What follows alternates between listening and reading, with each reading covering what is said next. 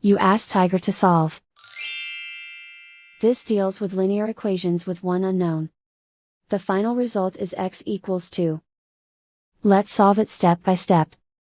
Group all x terms on the left side of the equation. Subtract 2x from both sides. Group like terms. Simplify the arithmetic. Group like terms. Simplify the arithmetic. Group all constants on the right side of the equation.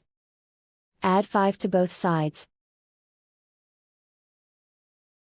Simplify the arithmetic.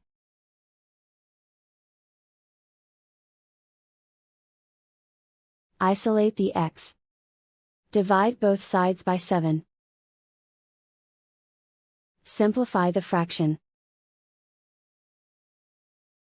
Find the greatest common factor of the numerator and denominator. Factor out and cancel the greatest common factor.